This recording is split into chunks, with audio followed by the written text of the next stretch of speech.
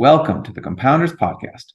On this show, we explore the topic of compounding from various angles, including through interviews with public and private company executives, investors who focus on compounders, and newer investment firms that are building a business they hope will become more valuable over time. All opinions expressed by your hosts and the podcast guests are solely their own opinions and do not reflect the opinion of SNN or its affiliates. This podcast is for informational purposes only. It is not investment advice and should not be relied upon for any investment decisions. We are not recommending the purchase or sale of any securities. The host and guests may be beneficial owners of the securities discussed. You should not assume that the securities discussed are or will be profitable. My guest on the show today is Carl Herberger, the CEO of Corero Network Security. Carl joined Corero, a UK-listed microcap company, at an exciting time for the company. Cybersecurity is such a hot space that I was excited to speak with Carl about what he thought was so compelling about the opportunity to lead Corero, where the company's products play within the cybersecurity ecosystem, how a small company lands partnerships with well-known large companies, ways in which AI is going to impact the cybersecurity market going forward, and how he is currently balancing the tension between achieving growth and better profitability. For full disclosure, I do not own any shares of Corero. And without any further ado, here's my conversation with Corero Network Security CEO, Carl Herberger. Carl, you became CEO at the beginning of the year. What stood out for you when you were considering leading Corero? Corero's been in the marketplace for 10 years and has had a solid, rock solid technical product, but has had challenges with commercializing the company. And I would say the biggest attribute of joining this business was a combination of a great culture, very nice culture, and a required skill set that they needed, which was how to go get commercialization done of a product portfolio. That was something that I felt I had a very strong handle at being able to understand. So there was a combination of, sometimes the day comes together and just everything is beautiful. That sometimes, you can tell that it's a rocky day. This is not one of those moments. This is one of those moments where the storm has gone by and I believe there's a beautiful day upon us. and you just feel like everything is correct and right. And we weren't going to go here quite yet, but you mentioned culture. So I'm curious about the culture that you found, and then any additional values or principles or mantras that you think that you would like to embed deeper into the organization as you kind of get your footing here. Yeah, sure. So there's two elements to this. There's 3 or 4 tenets of the culture from which I think are just phenomenal, and things that that I want to make sure that as a new CEO coming in, that you don't mess up, you don't screw up, right? But fortunately, I think I have a very similar culture, maybe at least with the tenants. And so one is innovation. The company clearly wants to, is, and has to be innovative, right? So that's a tenet to the company. They do it in a different way than the companies that I've done it in the past. The way in which they go about ideating, the way that they go about actually moving that through the cycle of requirements into bringing things to market is different. But that's a part of every company. But that's definitely a tenet. Another tenet is that they do lead with an empathy to the customer that's really remarkable.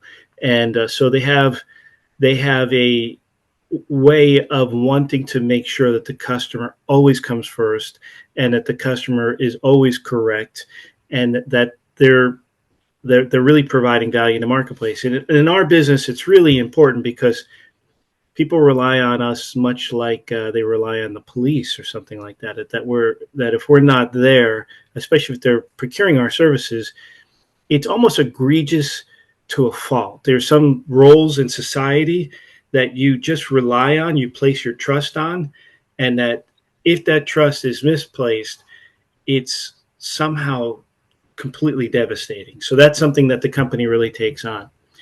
I would say on the flip side of things that I see businesses in 4 distinct kind of genres, if you will, stages in life, not unlike individuals.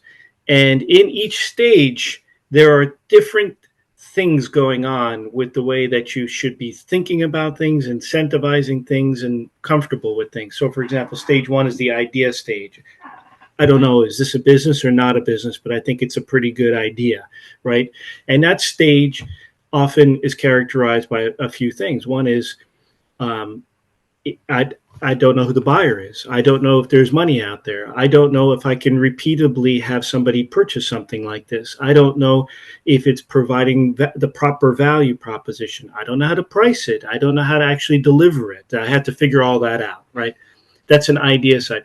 Those businesses generally are not characterized with any concept around profitability, and they are really judged by, have they gotten to the point that they have a solution to a problem that's repeatedly able to be brought to market, right? I would say once you've gotten to that answer behind you, you move to the second stage, and I would call that the your growing up stage, your adolescent stage, right? So idea, you move to, it's really about being profitable in that stage, right? So now you're gaining in the grow up stage an idea of how the money flows through the P&L pipe, and is it proper?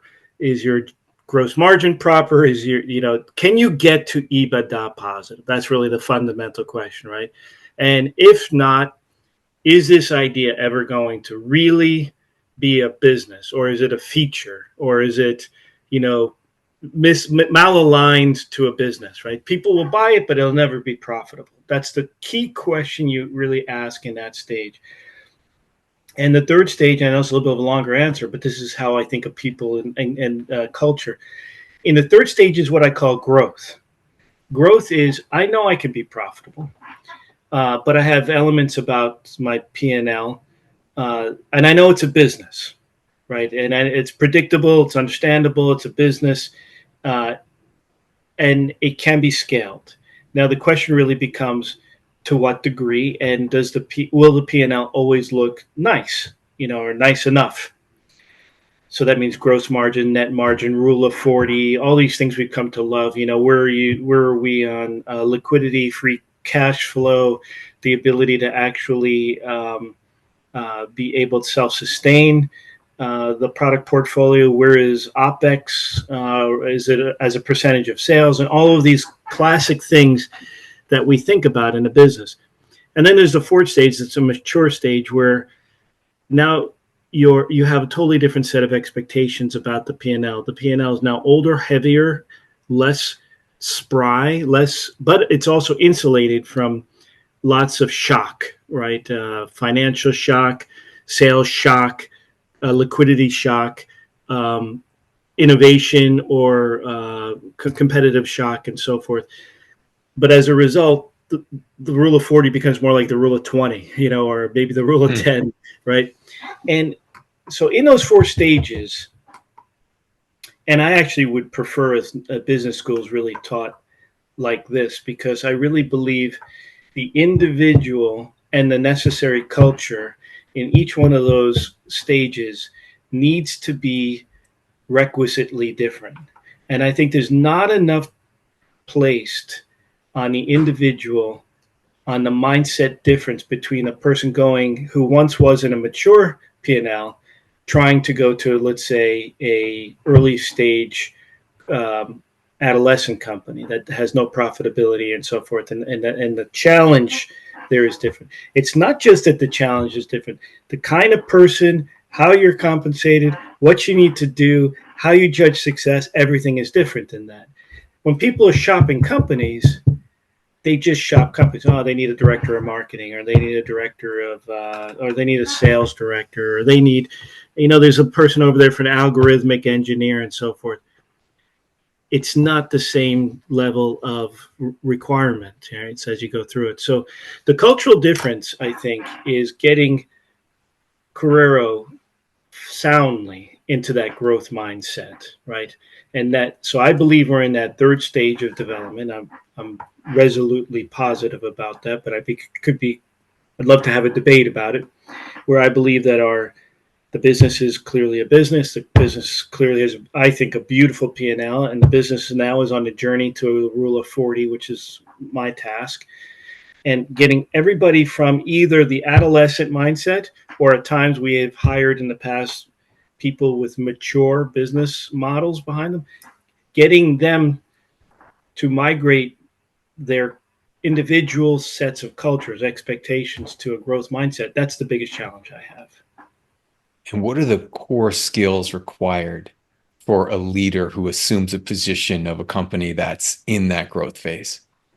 You have to see everything as opportunistic. You have to view the world as plenty. If you view the world as scarcity, or you've fixed, this will haunt you. This will doom you actually over time. The marketplace will spit you out because you haven't been able to come across a way of looking at things which is different and knowing how to address it, right? You need to understand that if you're in a growth mindset, you may be opening up new addressable markets that have yet to be seen or understood, right? You need to have the creative mindset to view it as, to take a look at something that's being presented to you as a problem and really look at it as an opportunity, and constantly be in that mindset and wanting to be challenged.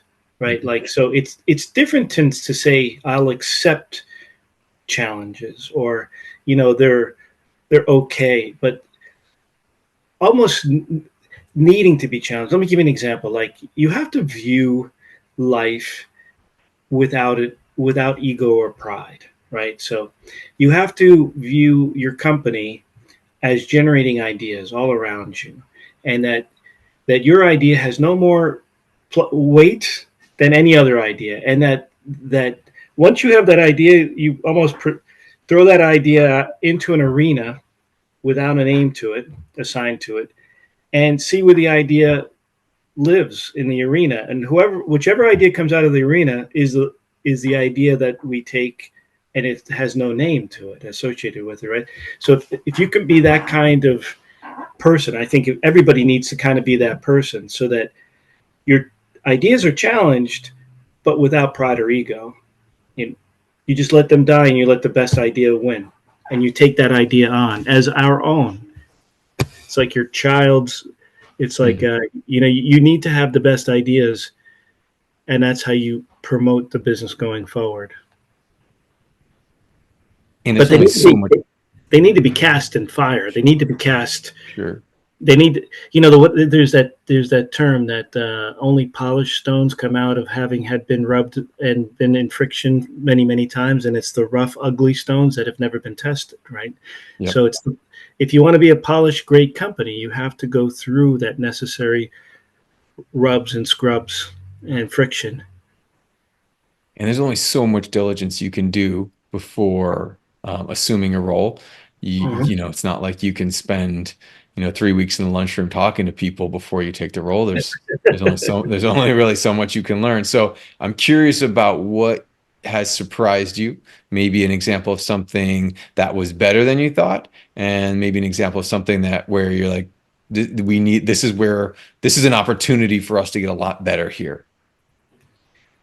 Yeah, it's a great question. I don't think I've ever viewed joining an opportunity as needing to see 90% of the boxes that are kind of in my head checked, right?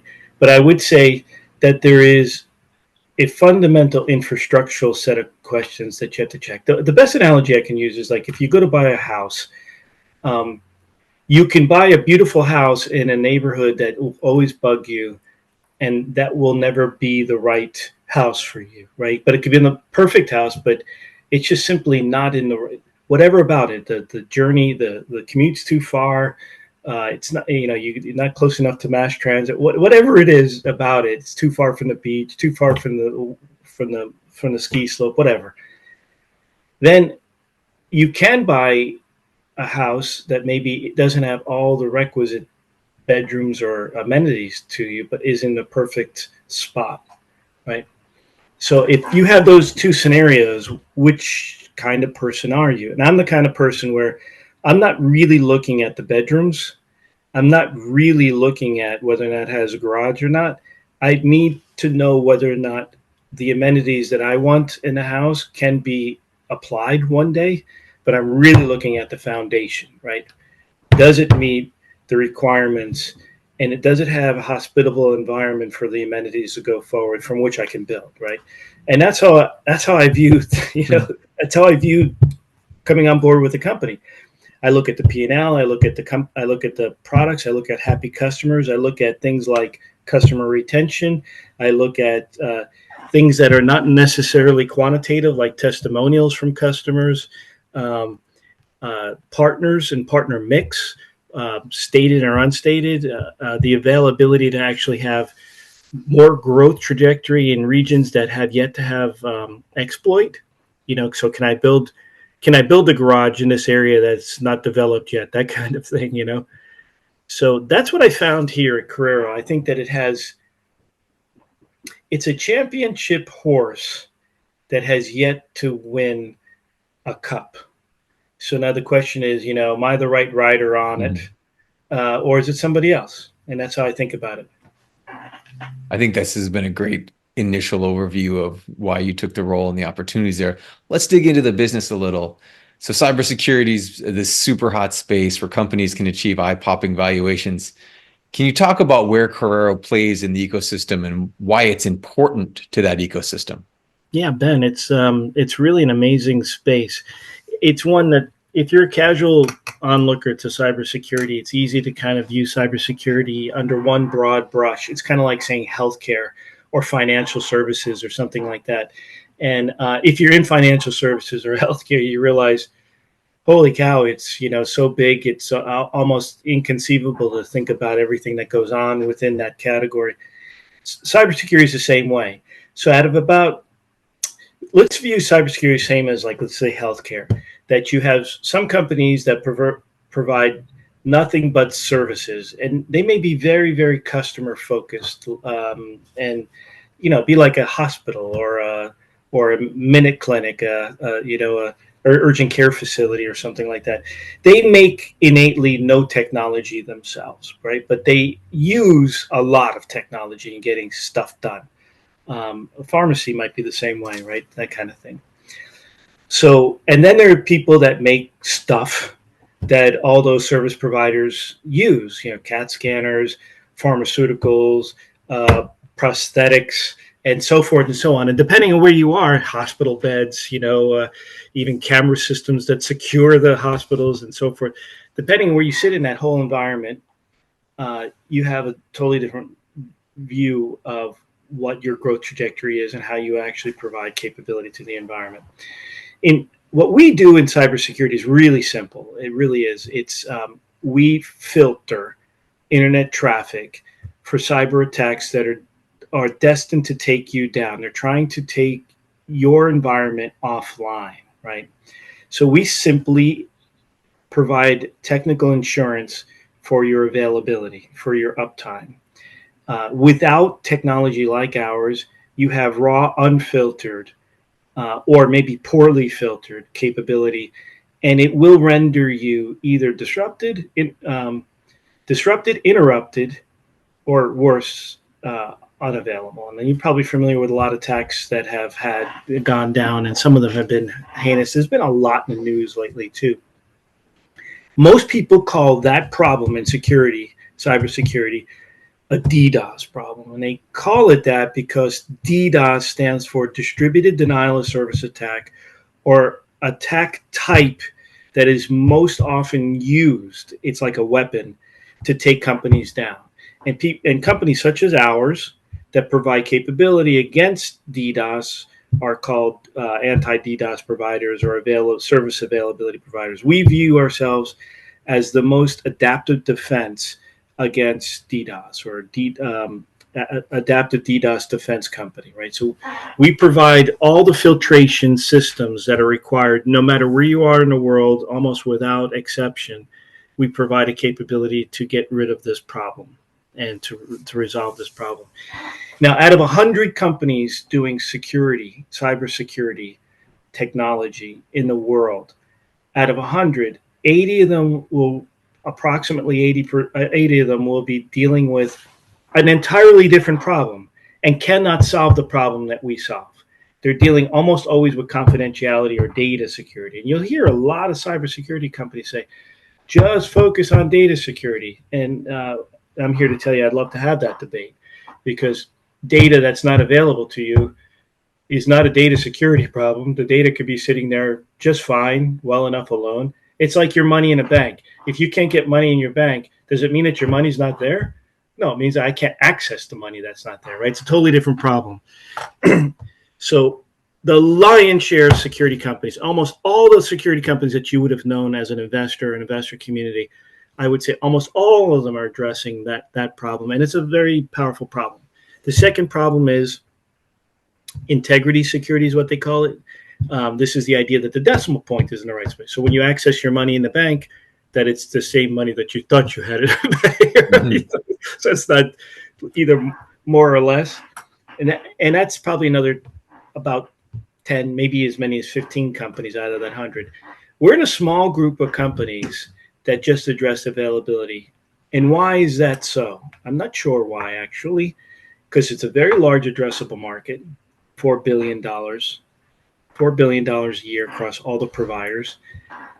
And I would say the only reason why I can guess that there's fewer companies in the availability security space is because the bar for entry is quite high, right?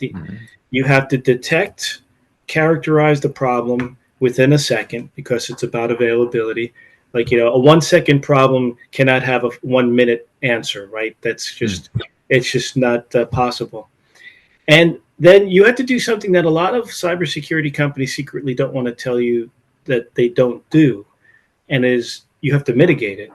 Like a lot of cybersecurity companies, they do, you'll hear it a lot, MDR, EDR, XDR, NDR, and it's all, the DR stands for detection and response. It doesn't say mitigation. It just says response. Sometimes response is we send you a note that you're under attack, right? That's the response, right? Or we'll help you help yourself by sending logs to another environment or something like this. Whereas in our space, if you're not mitigating it extremely quickly, there's no point. There's no point in even being in the business, right? It just doesn't make any sense. So that's a pretty high bar of technical innovation that has to be there, and you have to have, pretty good chops, technical chops, understanding of networks and security and applications and so forth. So long answer, but I would say we're in the space of availability security, and we resolutely handle it no matter what the problem is. And when I think about someone who can sift through all that traffic, traditionally I think of, some much larger companies. I mean, I was an investor in Akamai back in the day, right? And we have a partnership there. We're going to talk about that. But I think of that as like a big players game where you're just seeing all this kind of traffic. We invested in Lumen at some point, and they see so much traffic, and they were trying to attack, so, to just create some of the same technologies that you guys have.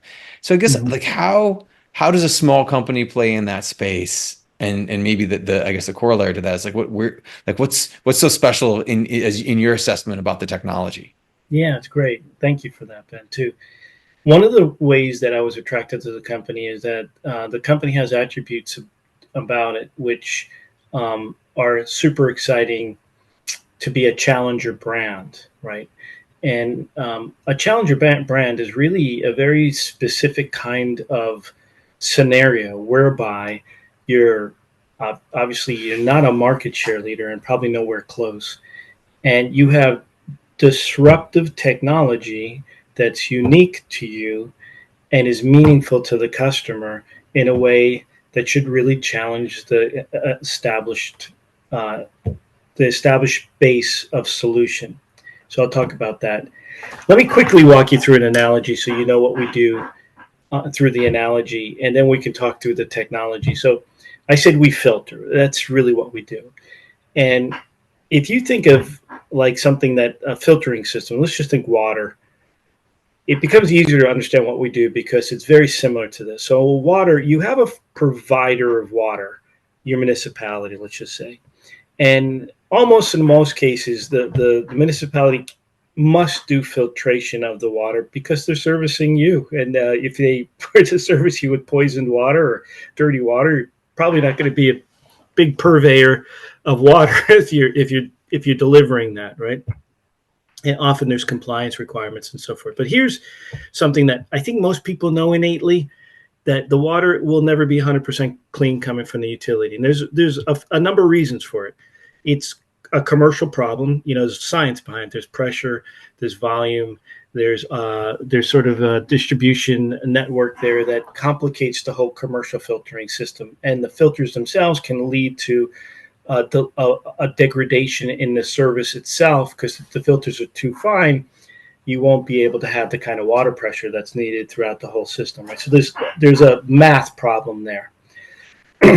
So is the same with our industry of internet. I'll talk about that too. But we have, in the internet, we have providers that provide our water, which to us is the data flow or the traffic, right? And the filters that are required at the utility are different than the filters that are required at the tap or the faucet.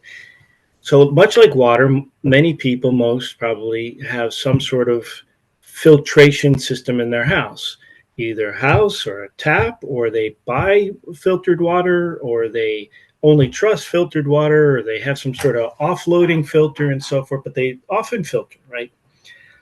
In addition, and why?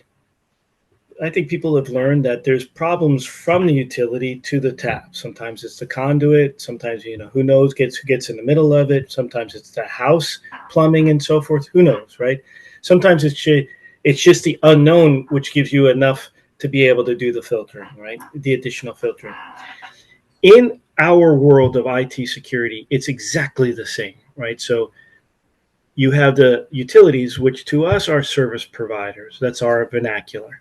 So they're putting different traffic into the world. So you have application service providers like ServiceNow or Uber or Salesforce, or companies that are providing an app into the world. Companies that provide internet. We all know them: Verizon, AT&T, Lumen, as you mentioned. Right? You can go on and on. Companies that provide managed technology services. They could be hyperscalers, infrastructure providers. They could be providing software development services, Snowflake, Boomi, right? Or they could be providing IT services, just smart hands. I'm going to do your managed Microsoft privilege access management or what have you, or managed security providers. They're doing IDS, IPS, SEM, managed detection and response, and so forth and so on.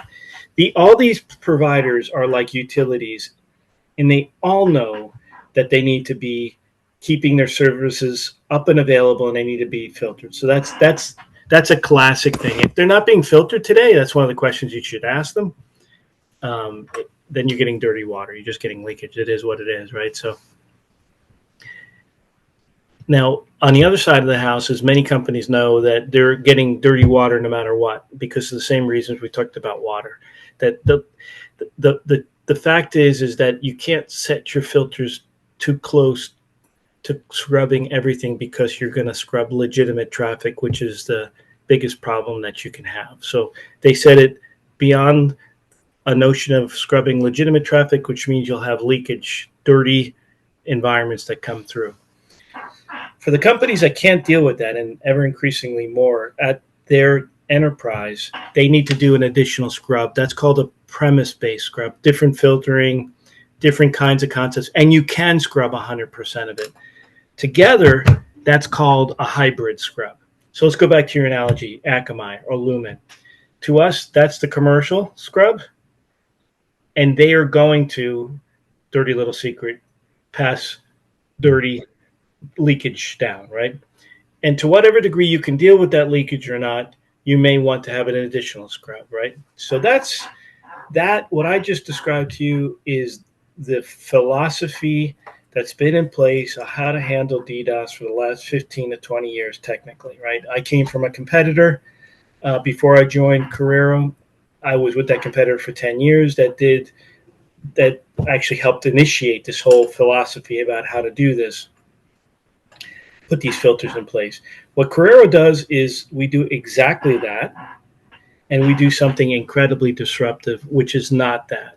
We give you the option, which nobody else gives you, to do the scrubbing without filters. So it could be that you either don't have filters from your utility, which there are a lot of utilities that are going without, mainly because of cost or ignorance or both. Um, and or you don't have the ability to buy or want to put infrastructure in place on your premise. So what we give you the option, and it can be 100% comprehensive, so you need nothing else, is to actually make your pipes or your conduit become your filtration system.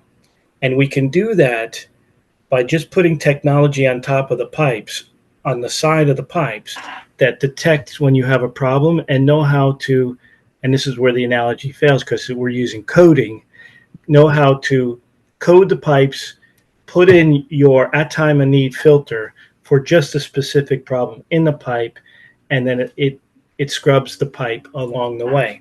And depending on how good your pipes are, we can solve the problem entirely. If you have really crappy pipes, like you're using cheap pipes, maybe providers that don't have horsepower to them and so forth, you may need some more premise-based, purpose-built infrastructure of filters.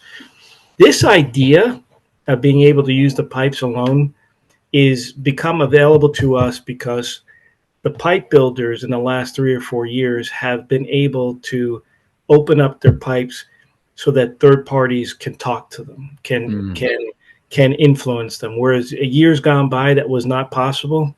So companies like Juniper and NVIDIA and Arista and Huawei, Nokia, Ericsson, so forth, they've all opened up their infrastructure so that you can program them from the outside, which wasn't available just 4 or 5 years ago.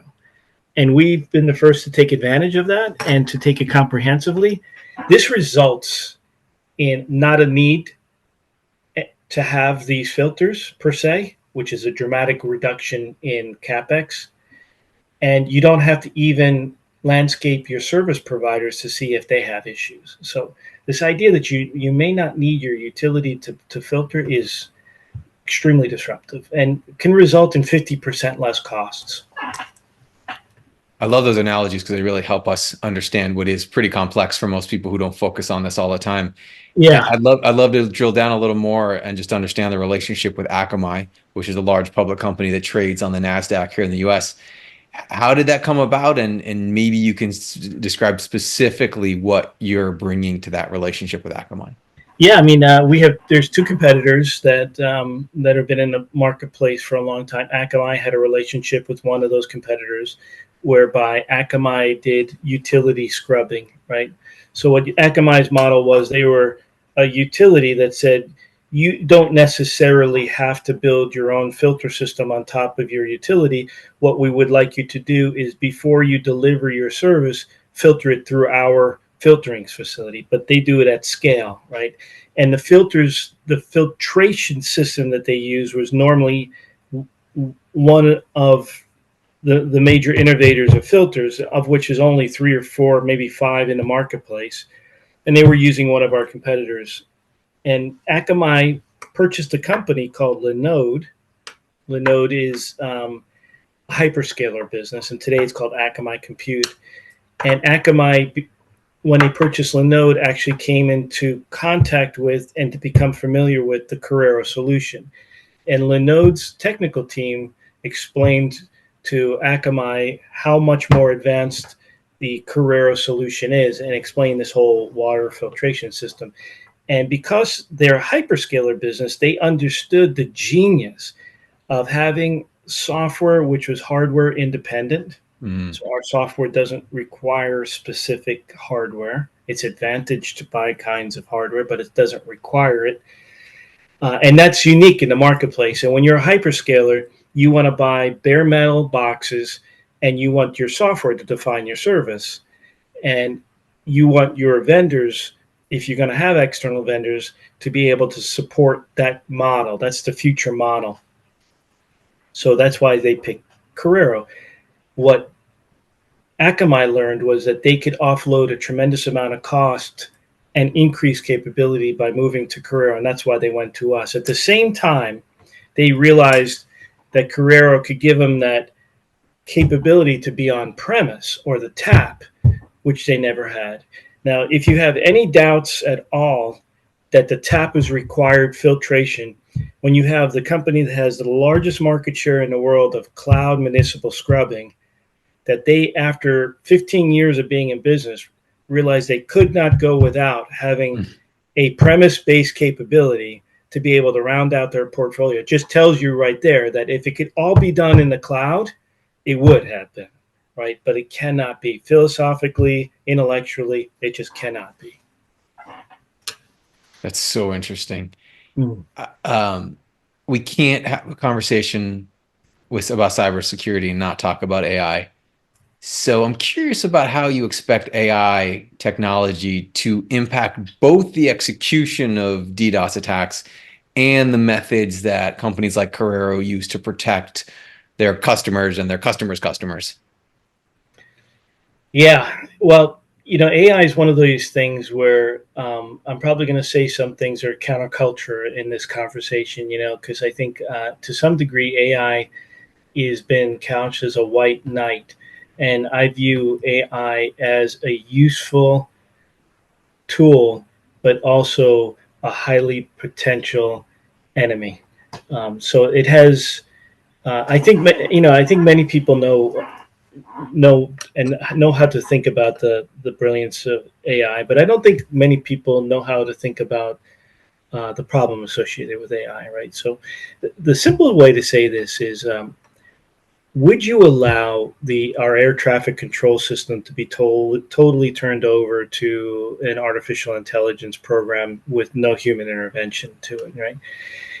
And when you get to the extremes, I use that example because it's an extreme, and there's a reason why I think most people would be innately, reticent to that, because they know that AI is not perfect and it has probably serious challenges, and humans have the way of presenting serious challenges to human-derived algorithms, right, in the end. And they can take advantage of that. So I see a lot of companies using AI as a marketing ploy, and they seriously are using it internally, and they're getting rid of people along the way. Or they're using it as an excuse to get rid of people or offload costs or something like that. And we view that as artificial stupidity, right? That's kind of like, so I'm more concerned about artificial stupidity. And I would be very concerned as a buyer of security services if the AI system that my cybersecurity company was selling me was either not backstopped or assisted with humans, A, and B, couldn't prove to me that it has been through a quality initiative that is sound worthy, right? So today, I think we know from like Google and otherwise that Gen AI can return the most ridiculous returns, right? And under certain circumstances. Well, ergo, why shouldn't we think the same with a cybersecurity AI algorithm, right? Why couldn't that be tricked so that it could unlock the opposite, right? Not be the provider of security, but be the provider of other security. So we're viewing AI differently within Corero because we don't believe that the quality on top of AI is yet where it needs to be, right? So it can be assured, and the quality is still quite low, right? So we're thinking of it as an enabler on top of SOC operations, or an enabler on implementation of tools and to shorten your implementation times, and to be almost like Cortana in Halo, if you're familiar with it. If you're familiar with Cortana in Halo in the video game, Cortana was an AI, but she assisted the Master Chief in AI, right? And she never really took control over anything. He always had deference to whatever recommendation was being. And so I believe the idea of AI assist and AI assistance is how we should be thinking about this problem and continuing to evolve it, but not AI driven or AI only. And I think the companies that really have deployed AI only models, I think you're going to find that they're going to be lower quality solutions in the near term. With all that in mind, how are you prioritizing your R&D spending these days? Yeah, there's a lot to be had. I mean, as you know, the one thing about cybersecurity is that there's so many problems out there. And um, and one of the biggest places where you find the problems is where the highest innovation is. So whenever you have strong innovation, you have the ability for bad guys to get into it because there isn't good detection or mitigation algorithms. So believe it or not, protecting your AI systems is now become a thing, right? So so that's an example, right? It's just so if you're doing queries on large language models, those queries need to be authorized, understood, and assured, right? And the returns off of the models themselves, you have to make sure that the data lakes, are not polluted, and the returns are not tinkered with, right? So that's an example. We are getting into AI, and we will be leveraging more and more AI and so forth, but that's a piece of it. But I think there's another big problem that's going on in that many cybersecurity companies have kind of adjusted themselves to be vendor specific or vendor lock-in. And the world is now about being open and available. So your systems have to be able to work with other vendor systems interchangeably and with open systems interchangeably. And I think what managed security environments or these large utilities are looking for is to be able to be agnostic, right, or really truly independent of a vendor, but they want the capability that a vendor could provide, maybe the support that a vendor could provide. So what you'll find from Corero is we'll continuously try to keep people free from lock-in with hardware, lock-in with a vendor, lock-in with an approach, or lock-in with a mandate, on a protocol, on a technical solution to whatever degree we can. So that's how we're thinking about it. I think of us a little bit like Dyson. Dyson came to the market in kind of an old, non-sexy industry, and you had Electrolux and Hoover. And, the model had been around for a while, and people were used to making money off of paper filters, for a very, very long time. And Tyson came around and said, you can do this differently, and it could be easier, and you don't have to have lock-in to go to Walmart with a, letter number combination to go figure out which filter you need to go buy, and that's how we're trying to do things. So you'll see us giving more options to many people to be able to integrate our solution. I view our ability to be a universal mitigator at the edge of an environment to be quite powerful in the marketplace. And I think you'll find that we'll be able to integrate with other security tools and be your edge mitigator more universally. As I'm listening to what you're saying, I'm starting to see a picture here where some of that spend that is now basically put into the filtering side moves more towards the, working with the pipes and protecting the pipes specifically. I mean, is that the big opportunity that right now you're talking about a $4 billion TAM, but over time, as the filtering has proven to be less and less, I guess, valuable and efficient, that the spend moves more towards you guys? Is that where you see the largest opportunity? Yeah, that's right. Let me give you an example. You know how we started this conversation that I think, the mindset in a CEO is to take what couldn't be done or what shouldn't be done, was told in the past, or one shouldn't think about that, and you view it as an opportunity, right? So let me give you some examples with not any preconceived notions. I'm not saying we're there yet or we'll be moving there or even putting money against it, but there's sort of illustrations. So we're in the service availability protection space. That's what we do. And that was historically defined by network level problems and eventually got defined by some application level problems. So there was this concept of you protect against layer 3 or 4 or layer 7, and that's the way people talked about it in the technical terms. And even the layer 7 thing is still relatively new, maybe the last 10 years. But if you really just think about the most recent attacks that took companies egregiously down, like the availability was down. Let's just take the past week. You have a company called CDK that has been down for a week or more. Now, evidently, it's been a ransomware attack, right? And it has crushed the car buying industry, right? Who even knew what CDK was or what their value proposition until now? Pretty much, if you know their name, you know that their company had a cyber attack and didn't know what the hell to do about it, right? Couldn't do anything about it, right? So what was that attack? It wasn't networks. It wasn't application. It wasn't layer 3, layer 4. It took down their service plane, right? And this is a trend. So what does it mean, the service plane? In this case, they couldn't be serviced. The company couldn't be serviced, couldn't service its customers. So this has happened to other companies. A great example would be Cloudflare. Last October, November timeframe, my memory recollects, they went down, and also their network was up. You could ping it; it was serviceable. Their processors, their servers, their processing was up.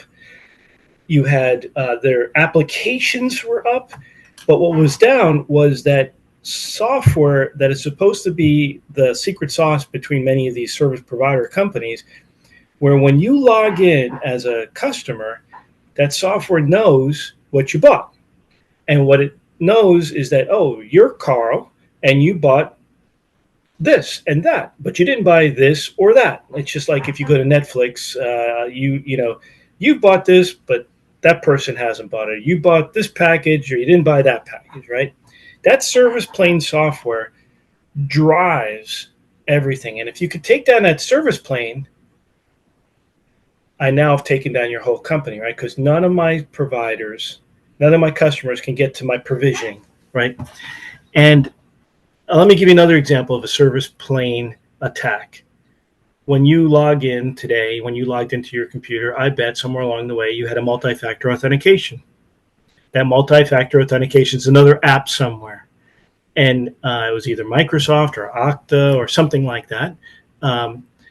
And it goes out somewhere, figures out if you're actually you, comes back in and says, yep, you're you, and you have whatever, you have a phone that you're multi-factoring off of, or it's your face or your fingerprint or how. If that MFA, that multi-factor authentication app, doesn't acknowledge you, you're not able to access whatever it is you're trying to do. Teams, Zoom, whatever, right? This service plane attack could mean everything to an economy, right? So I'm just bringing an example of how service availability has moved around technically. And I believe there's an addressable market that is around the extensibility and the programmability and the provisioning elements of modern day networks that are incredibly, in my opinion, vulnerable to service plane attacks, because nobody's really conjectured very well about how soft-hearted they are against an attack. But there's been great evidence that they have been targeted. And I think that software such as ours can help service plane attacks, not just network attacks and application level attacks. And that service plane attack requirement would grow an addressable market from today's 4 billion on layer 2, layer 3, layer 4 attacks, layer 7 attacks. Who knows, maybe if tomorrow there's a recognition that service planes need to also have insulated technology around it, could be a $6 billion market, $8 billion market, and so forth. So I believe we operate in a space that, so long as technology is delivered remotely and extensively, there'll be a need to protect that connectivity, and that need means that there'll be an availability protection set, and that's what we'll be doing. I think we've covered the total addressable market and the opportunity and the Yep. technology. I would love a little bit to talk about financials and what this company, the profile of this company. So let's just start with your EBITDA positive. You've been generating free cash flow. I'm just trying to get a sense of, from a pure capital allocation perspective, how are you thinking about deploying free cash flow? What are the options on the table? Just maybe describe a little bit your philosophy there. Yeah, treasury and treasury management is something that's relatively new to the company. Within the 10 years within the company, we've done 3 raises in the past, and we did carry debt until last year. So, the idea of accumulation of cash and, a very significant accumulation of FCF is something that I would say that my finance team has come to realize is a new challenge for them, if you will. It's the inverse of the old world, right? Whereas the old world, it was, how do we make sure that we have enough cash to be able to liquefy the business? Now we're on the opposite side. So how do we manage the cash and we move forward? And I think you'll come to find that that we have a very good story there. We've had a good story coming. Last year we ended with $5.2 million of cash on a bookings year of $25 million and a revenue year of $22 million. So $22 million of revenue, we had, roughly 20% of that represented, 25% of it represented in cash. And this market's growing, let's say, about 15%, maybe a little more, a CAGR in year on year. And we're expecting to take share, as time marches on. That's our goal. And I mentioned the rule of 40.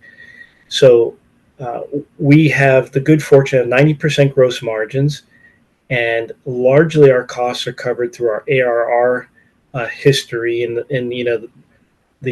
I would say I'm the benefactor of my father's investments, right? That I now have inherited about $17 million worth of run rate. And we continue to add to that with more and more subscription-based services. So when you have 90% margins, your costs are largely covered with ARR.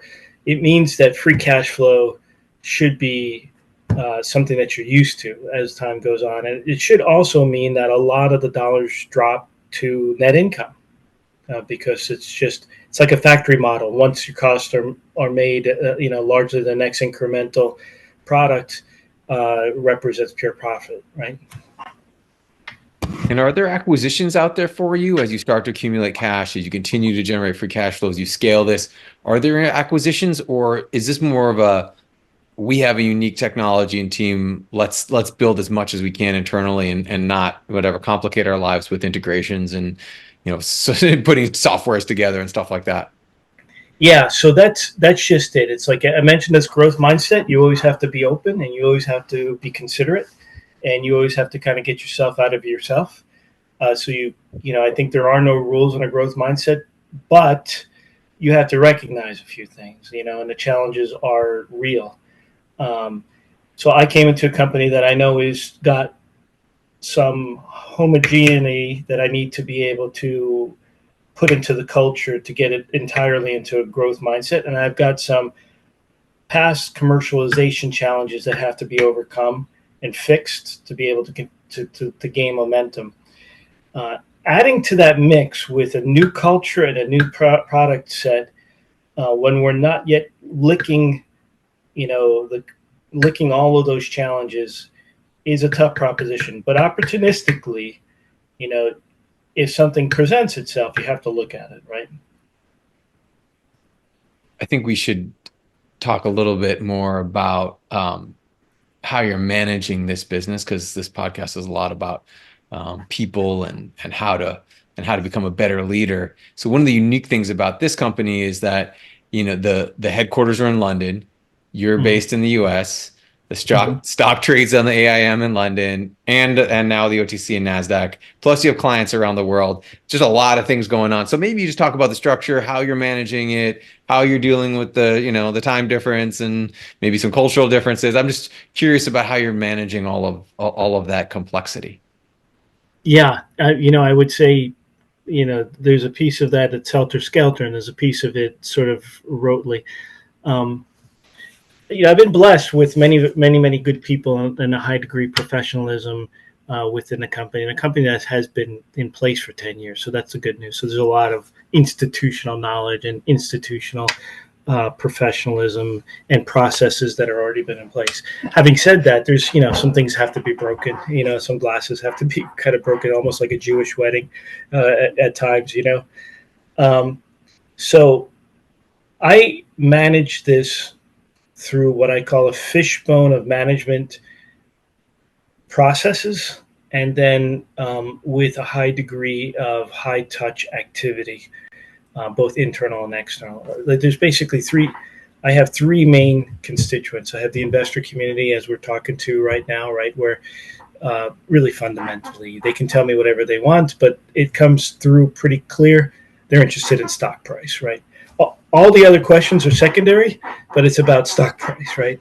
The first filter in every conversation is, where is the stock today, and where do I think it's going to go? And the second constituency, of course, is the customers, where we're making a trade and we're purveying a solution to a problem and tending to that. Their number one concern is, are we providing that in a highly quality way? And then I have my employees, and they kind of have both of those concerns, right? So I kind of foray on. So the first thing I've done, and the first thing I've come on board, is that I know in a given quarter, and of course I report in halves, like you said, because it's the aim, but I run the business in quarters, just like everybody else in the world. But I only have to report realistically on half, because that's how the aim works. But I lay down a level of structure with all of my direct reports and with the business, that I know, basically, to be honest with you, Ben, I take every single week in a quarter has its own personality. So I know in week one, I'm going to be doing, for example, commits on my sales teams. I'm going to be doing upsides on my sales teams. I'm going to be understanding where the P&L. I need the pro forma on where we ended the quarter. I need to understand where we're going to go out in the market with what kind of comms and with what kind of. So the second week, I'm going to have my whole management together face to face. We're going to be reviewing every single function by function, and I go through it. On week 6, I'm going to be recalibrating the selling commits. I also need to know where inventory management is and supply chain. So I have these for every function. I have it each week. It takes on its own personality, where we are in the quarter and what we need to be talking about. And all those meetings are already on the calendar for a whole year. Now, we may not need those meetings. We may not have those meetings and so forth. But I know that it's almost like a tickler system for me to know, yeah, right. Now we need to be talking about this at this stage in the business. So that's the first piece. I have that, laid out. That's the way I manage functionally through time and people and expectations. Second thing is, I have one-on-ones with my whole staff every single week, and I try not to reach out to the staff except under very austere conditions. I try not to make the phone calls or the texts and the queries, those incessant pieces of queries that get in the middle of everybody. And I try to queue everything up for a good once a week conversation, right? I do that for two reasons. One is I want to discipline with them to queue up their issues. I want to discipline with me to queue up my issues. And I want them to have a talent, and I want me to have a talent, that you get one bullet probably a month where you can escalate effectively something. And I want them to understand that that's how I would like things to run. And it should reduce them, and it should reduce me, so that they're not worried about me always calling them or, but when I make a phone call, I want them to understand this is the one that you have to pick up, right? This is the time, this is the place you're going to, we need to talk. So those are some rules, that I put in place as a rule of thumb. That's some of the ways that we talk to each other. And then I mentioned that we have these QBRs, as quarterly business reviews, and those QBRs, We take action items and we put, all sorts of predictable kind of like, this is what you're going to do and when sort of things. And then in those weekly meetings, we track them to resolution and so forth. So there's nice content in the meetings along the way. That's sort of like predictable management 101, like MBA kind of stuff. It's helpful. It's not the whole answer. The whole answer really is, and this is the second piece of it, and it's probably the most important piece of it, is you have to have a pollinator in the business, is what I call it, right? And I think many businesses don't accept this piece, or they don't understand it, or they don't want it, or they reticent to believe it. I'm not sure, but it's all wrong, right? The pollinator in the business, it doesn't have to be the CEO, for sure not. But if it's not anybody, it must be the CEO. Like somebody has to do it. And the pollinator is that person that weaves together the culture of the company through all of those one-on-one interactions, face-to-face, meaningfully face-to-face, and does those things, before breakfast, at dinner, after dinner, and is, stitching it together. Yep. And if you don't have that, especially the more remote you are and the more distant you are and the more time zone dependent you are, you're going to fail. There's no management process, skeletal structure, fishbone structure. There's no reporting. There's no spreadsheet management. There's no SaaS application that's going to pull that together for you. It's just not going to happen. And I'd love to debate anybody on that. So I took it, and I knew this from days gone by because this is something I resolutely feel. And I took it on my own to know I was going to be in each one of these offices and otherwise on a routine basis, no less than 2 or 3 weeks spaced. And I was going to be spending routine long periods of investment with each individual along the way so that you get to know them personally, professionally. You get to and when you put that kind of time and that kind of effort into the investment, you learn all sorts of things that's necessary for the business. I love the idea of a CEO as a pollinator. I need to think a little more deeply about like how rare that is. But thanks for sharing that. Yeah, it doesn't have to be the CEO, but somebody has to do that. Yeah. So as we're closing, I'm going to finish with my favorite 2 questions that we ask all our public company guests. The first one is, what are 3 or 4 things Corero absolutely must get right over the next few years for the stock to be a good investment for investors? Yeah, I think we have to nail our road to the rule of 40. We're about halfway there ish. And that means we have to get right the correct mix of growth and then net income. And with, I think, this deference towards growth. So, but it has to be double-digit net income. And should we have the good fortune to be in the 20% net income, that we kind of cool our jets and make sure that we can get as much growth out of business. We're not starving the business for growth and so forth, right? But I do believe that a company has to have both growth and income. And I don't think, at least in the stage business that we're in, that it's acceptable to have a company not have income. And if you don't have growth when you're in a growth stage, it just kind of talks to itself, right? Yeah. Just kind of that problem solves itself. It's a self-fulfilling problem. You basically fall away.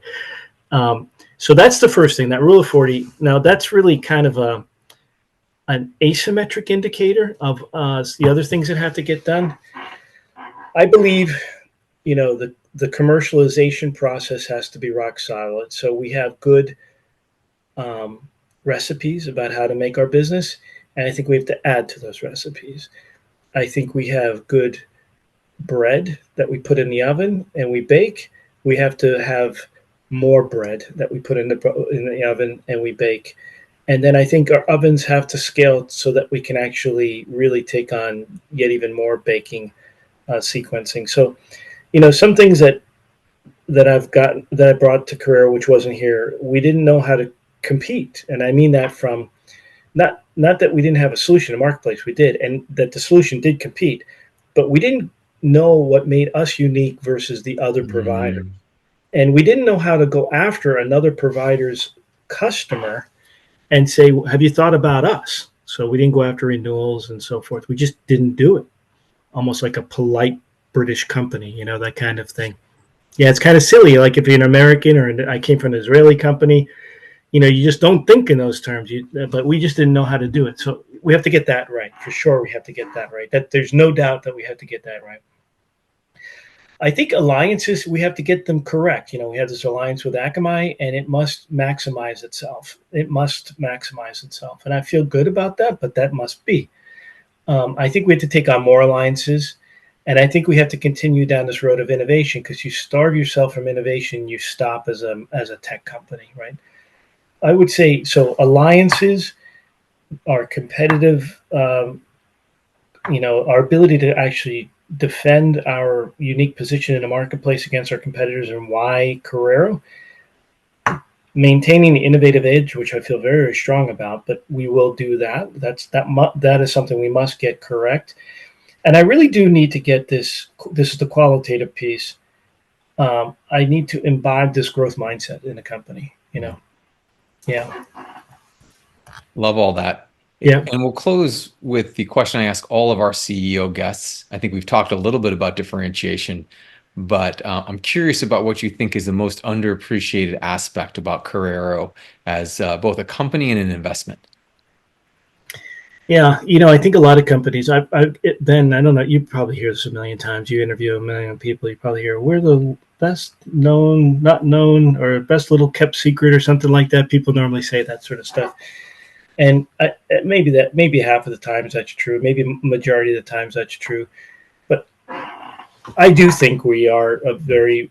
I do think our biggest inhibitor is just people don't have an understanding of our capability, and we're not on the pick list.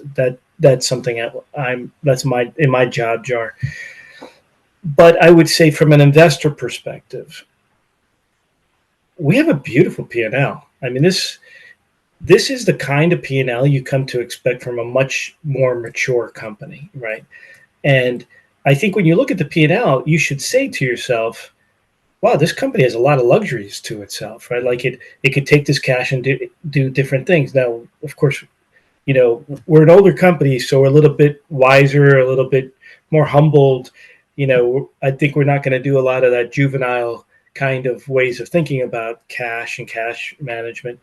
But if you take a look at cash or margins, or you take a look at the fact that we are a worldwide company, or our partners are like absolute giants in the tech space, all these things are attributes that don't make sense relative to our stock price or the size company we are at, you know. So we're punching way above our weight, yet it isn't yet demonstrating itself, I think, in stock valuation or appreciation for the company. I think you just encapsulated a lot of what why I wanted to have you on this podcast and what I learned when we first met. So thank you for that overview. And I felt a lot of the same way. Like this is a company in a big playing with big competitors. It seems to be competing with these massive. It also has massive customers. Just seem like trading in London might be a little bit underappreciated by both investors and maybe even some potential partners. So, Carl, we're going to be watching this very carefully. We're excited to see you're 7 months in. We're excited to see where you are 18 months in. Thanks so much for being on Compounders. No, thank you, Ben. And I look forward to, you know, hopefully maybe we can revisit this conversation at a future date and see how do an update. I would love that. Thanks, Carl. Appreciate it. Take care now.